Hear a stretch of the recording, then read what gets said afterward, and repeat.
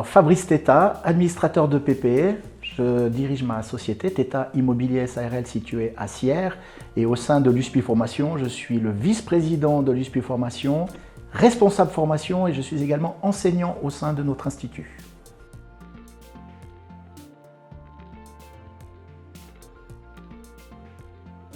Le gérant technique a pour mission de maintenir ou valoriser le patrimoine immobilier de nos clients par de l'entretien courant, de l'entretien régulier ou de gérer des tâches plus complexes s'agissant de la rénovation des ouvrages propriétés de nos clients.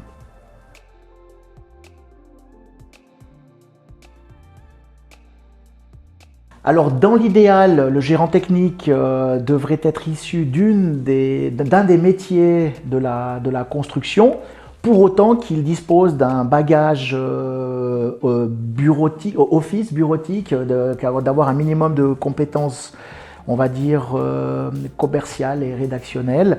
Mais on voit au sein de l'école, par exemple, on a de plus en plus de gens qui sont issus des formations dites commerciales et administratives et qui viennent justement se former à l'école, qui suivent Imotechnique 1 et Imotechnique 2 pour devenir justement des gérants techniques au sein de leur régie.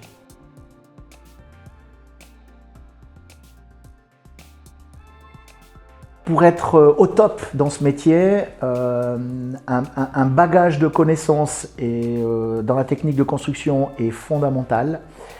Il faut être débrouillard, il faut faire preuve d'anticipation et bien connaître son parc d'immeubles.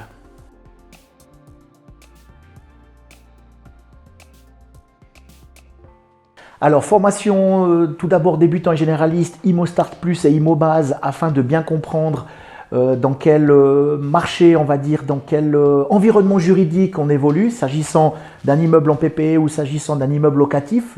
Justement, ces enjeux ne sont pas les mêmes.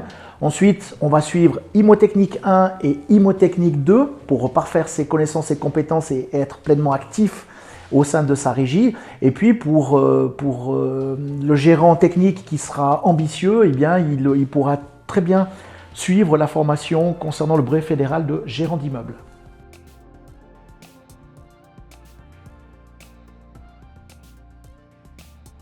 L'état du marché, il n'y a qu'à regarder ce qui se passe autour de nous avec tous ces immeubles qui fleurissent. Ces immeubles qui fleurissent, qui un jour vont être exploités, qui par définition vont commencer par vieillir, se dégrader et au fur et à mesure, l'activité du gérant technique prendra de plus en plus d'importance plus le bâtiment va vieillir.